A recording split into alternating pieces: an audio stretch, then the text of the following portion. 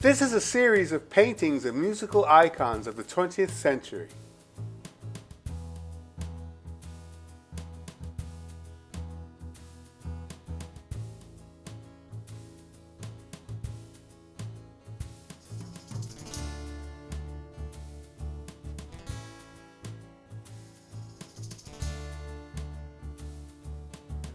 Past masters from the dawn of what became known as popular music to artists who continued into the new millennium.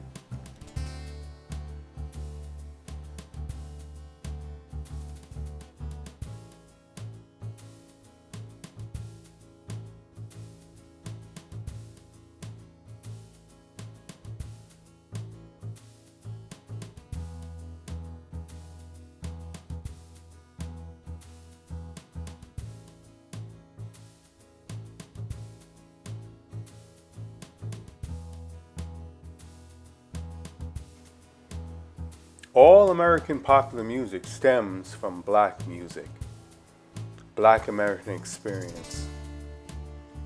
From the blues, to swing, to rock and roll, and all its various offshoots, and into the modern pop that you hear today. I wanted to honor that, respect it, and help others understand it, as I grew to understand it.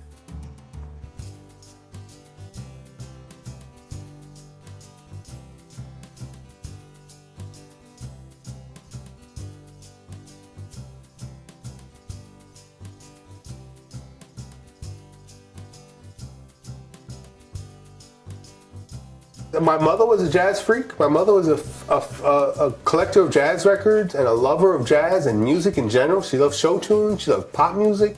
She collected jazz music.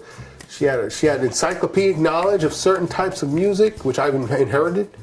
My dad was a jazz musician, so not only did he know the music, he played the music, he created the music. So growing up in that kind of household, there's always music playing of all different types.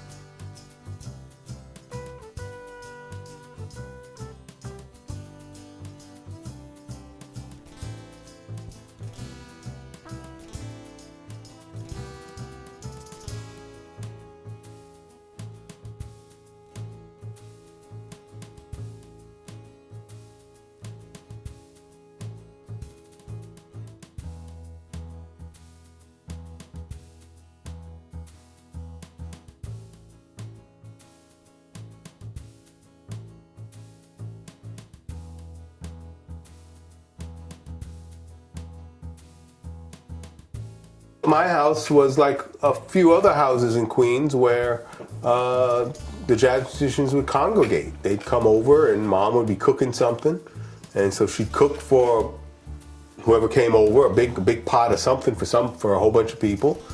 And we had a big backyard and a big house, so there was a lot of sitting room. My dad collected instruments, so there was always a whole lot of instruments to be played if anybody wanted to play, which always happened, and there was always a lot of marijuana in the house. So people would coming over, getting high, playing music, and then eating. And it was a get together, and it happened at least once a week, every week.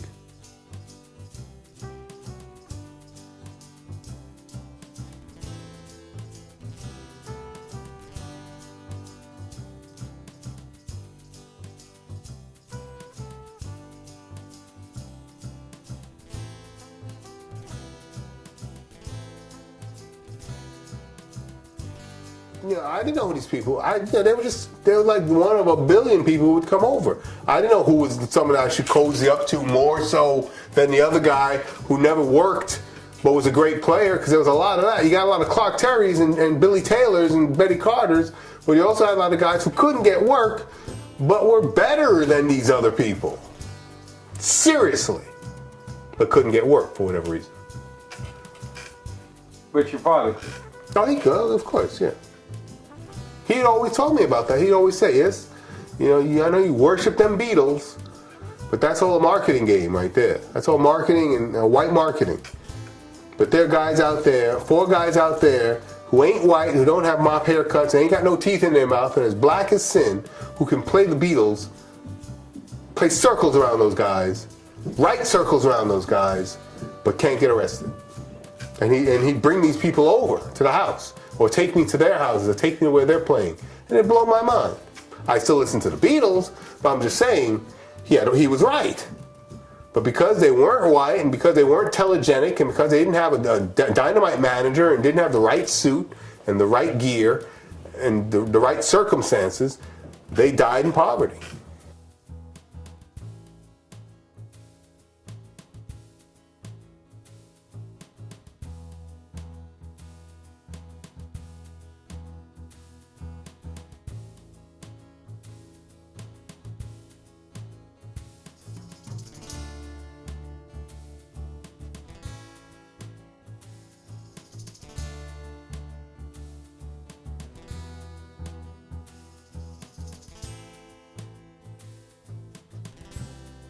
It just takes you away. It's a safe haven. It's a refuge. It's something that doesn't hurt you. It's something that you can absorb as your own. The lyrics of somebody else who you've never met and probably never will meet can somehow speak for you at any number of times in your life. As a teenager, and then again as an adult, and then again as an elder person. It transverses generations, and that's just the lyrics. And then the music also moves you in a way that somehow people have and people could explain it or rationalize it or intellectualize it, but it's an unspoken language. It's the universal language.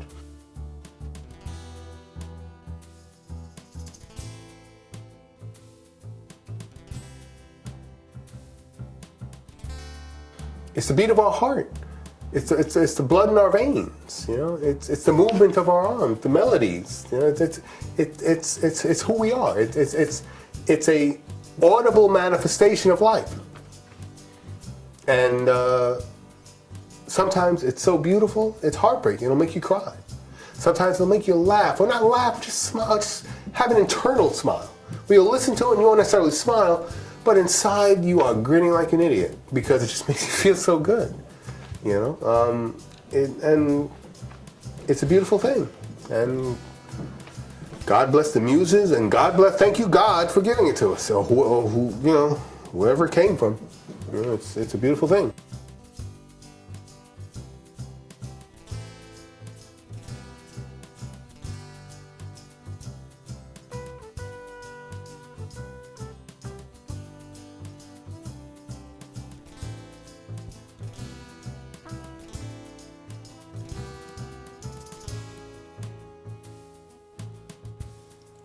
"20 years into a new century, things are also depressing and defeating.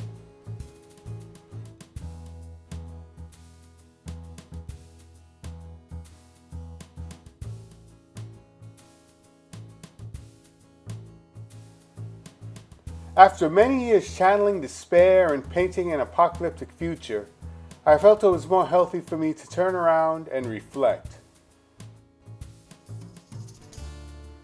Embrace nostalgia and allow myself to paint the things that inspired me and made me happy.